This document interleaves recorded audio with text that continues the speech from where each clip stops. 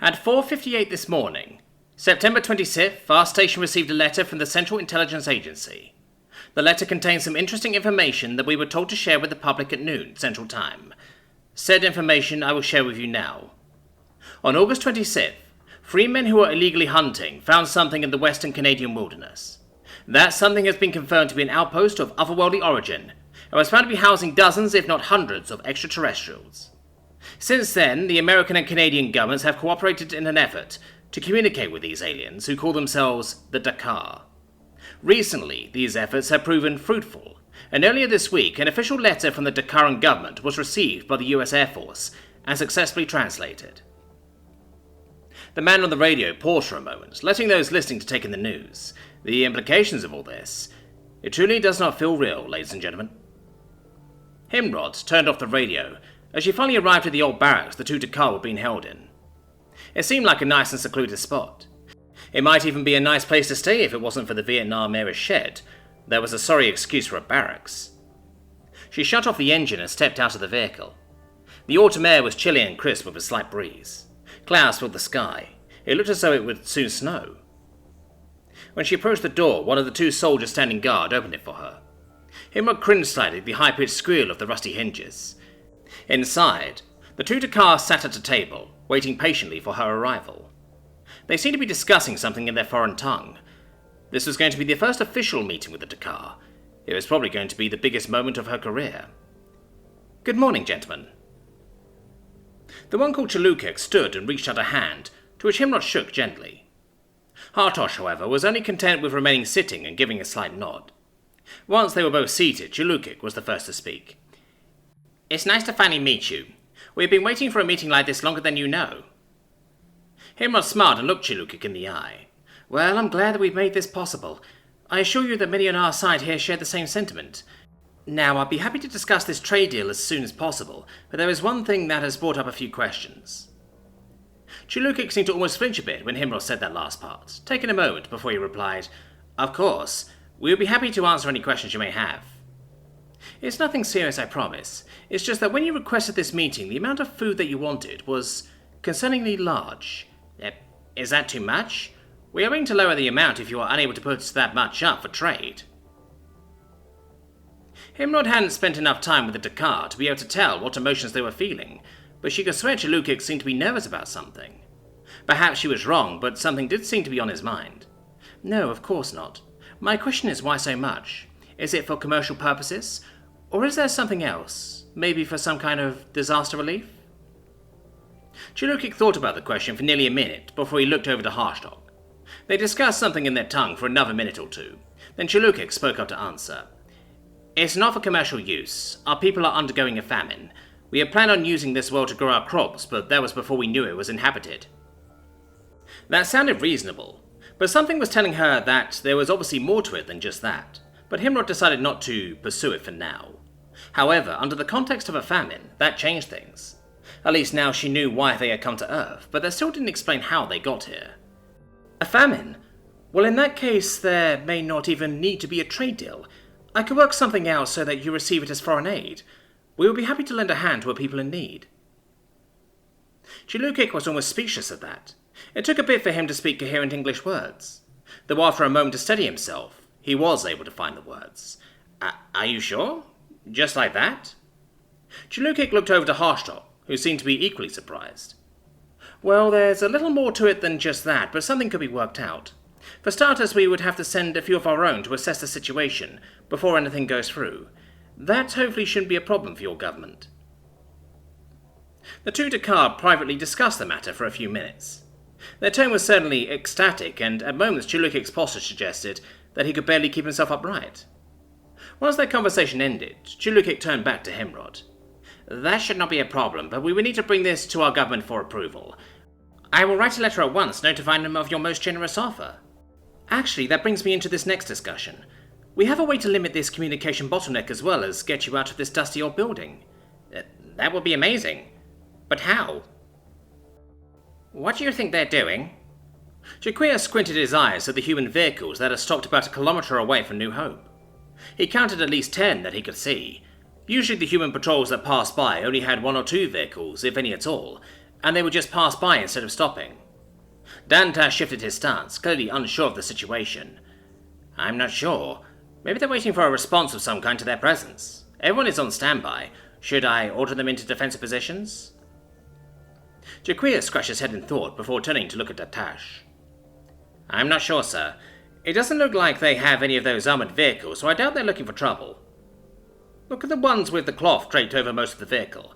A transport vehicle of sorts, perhaps. It's been nearly 30 minutes. If they stay there much longer, I'm sending out a squad to investigate. Hold on. I think something's happening.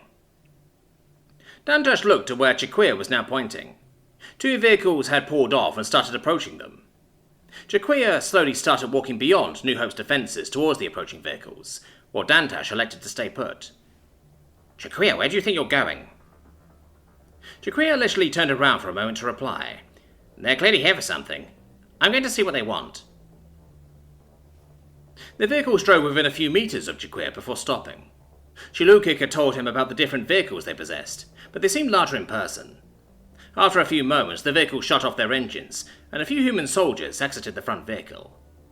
The soldiers walked to the vehicle that was following and unloaded something from the back of it. When they walked into view again, Jaquia saw 2 familiar Dakar walking with them. Jaquia called out to the taller of the 2. Chilukik, it's good to see you again. Is it safe to assume everything has gone well? Yes, very well in fact. Better than I could have realistically imagined. Jaquia waited until the small group got closer to continue the conversation. Is that so? I'm sure you'll tell me all about it. Harshtalk, how are you doing? Still alive and well, I see. Yes, I'm fine. This time my experience with the humans was much more pleasant. Jaquia gave Harshtalk a thoughtful nod before turning to Chilukik. Well, tell me about what deal you were able to work out. Actually, a trade deal wasn't necessary. After telling the humans about our famine, they wanted to help us instead. They even brought the first shipment of aid with them. However, before they send any more, they have requested to send a few over to our side to confirm our situation. Lastly, in an effort to improve communication time between our government and theirs, they have requested to set up a small operation on New Hope. How would a human post on New Hope improve communication time? And how many do they want to put here? They have impressive communication technology. They are able to send a message thousands of kilometers in less than a second. I see. Much of this will need to be approved by the Council before anything serious happens, but hopefully that shouldn't take more than a day or 2. Tell your human friends to bring their vehicles to the front gate. After I talk with Dantash about the situation, I'm sure they'll be welcome to stay at New Hope, while their requests are run by the Council. Chilukik smiled and patted Jaquia on the shoulder. Dear friend, you are amazing. Thank you. Chilukik then turned to one of the human soldiers and said something. The human nodded and ordered the other soldiers back into the vehicles. Chilukik and Harshtalk returned to the rear vehicle, while Jaquia stepped onto the lead one, holding onto a handlebar for support. The vehicles roared to life and they began moving towards New Hope. Then the rest of the convoy began moving as well. When they got to the front gate, Jaquia jumped off and approached Dantash, who was still standing in the same spot. What's going on, Jaquia? Good things, only good things. Chilukik's mission was a resounding success. The humans, in fact, wish to help us with our current predicament. Dantash crossed his arms and gave an unconvinced look. Is that so? Is that what's in the vehicles? Yes, among other things. To help us, they have to do a few things that require the Council's approval. Until then, they are going to set up camp here. You mean they want to come onto my base? Is that the defences that are there to keep them out? It's the least we can do for them. I mean, they are trying to feed our starving people. I will personally make sure they are watched day and night to ease your mind. Dantash pinched the bridge of his nose and sighed. Fine, but only until their business is done here, then I want them gone. A knock at Chilukik's door drew her attention from her work. She was quite busy at the moment, so she just ignored it for the moment, but another knock came after a few seconds. Chilukik sighed and turned towards the door. Yes, what is it? You have a visitor, Your Majesty. Send them in, it better be important. As soon as her visitor walked in, Chilukik gasped and stood up. She quickly walked over to him and gave her brother a hug. Chilukik, by the gods, I was so worried about you. Chilukik chuckled and patted his sister on the back. It's good to see you too. I come with good news. The trade deal was unnecessary and the humans wish to help us. Chilukik stepped back from the hug and looked at Chilukik in disbelief. Are you serious? That is wonderful. I knew you were the right person for the job. However, There are a few things they requested from us to make this possible. Tshirt pulled out a piece of paper and handed it to his sister. Here is a list of things they need approved before they get to work. Tshirt read the note carefully. It contained many things that were menial and only there for redundancy. However, there was one thing that seemed a bit strange. All of this is definitely doable, but why do they wish to send over some human inspectors? They want to make sure that we are truthful. It's part of their standard process. Right, I will call a meeting with the council as soon as possible. Thank you for everything. Your work may just save us yet. I can't take all the credit. The scout that was previously captured made all this possible.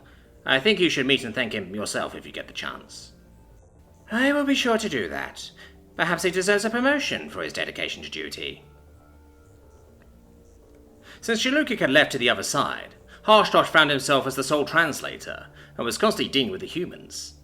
Most of the time it was just menial things, but every once in a while, there was some kind of argument that he had to defuse. Eventually he started telling everyone to just keep away from each other, which prevented most situations. However, there were still times where he had to step in. They need them running so they can heat their tents. I don't care. They're loud and they stink. How are we supposed to sleep when their generators are right outside of our barracks? Harshdorf sighed and turned to the human, who was equally annoyed. Could you just turn the generators off during the night? They are quite loud.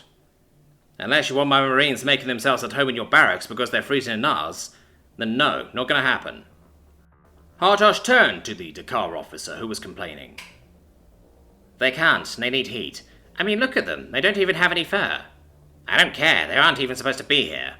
Why should we care about their comfort and why are you defending them? He has been at this for several minutes now, and this was really giving him a headache. Harshdorf then thought of a potential solution and turned to the human. Could you at least move them so they aren't right next to his barracks? Fine, the human huffed before walking away. What did you say to him? Is he shutting them off? No, but he'll have them move somewhere else. That's the best they can do. Fine, I guess. The officer rolled his eyes and finally walked off. Harshdorf was relieved that it was over, but it was only a matter of time before something like that would happen again. He was just about to go find somewhere to sit down and relax when he heard his name being called. He took a deep breath before running over to see who had called him. It was Chiquia, who was standing outside of his office.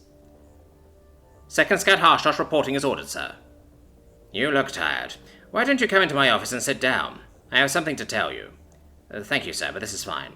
If you insist. I'm sure you remember that promotion I promised you if you took this mission. Harshdorf perked up a bit. He had forgotten about that. Yes, sir.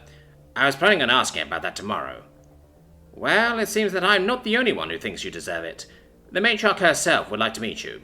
Would you be willing to do that? Yes, sir, of course. Excellent. I will tell you when that is going to happen. For now, get some food and rest. You've more than earned it. Thank you, sir. Harshdorf saluted before turning around and walking off towards the ration hall. He had every intent on following Chiquia's orders to the letter. Translations be damned. He got about halfway to his destination when a familiar croak came from his backpack. Harshdorf reached back and loosened the strap so Rukik could stick his beak out. Harshdorf gave him a piece of bread he had saved, to which Rukik grabbed and then retreated back into the bag. It's been a long day. Eat up, little guy.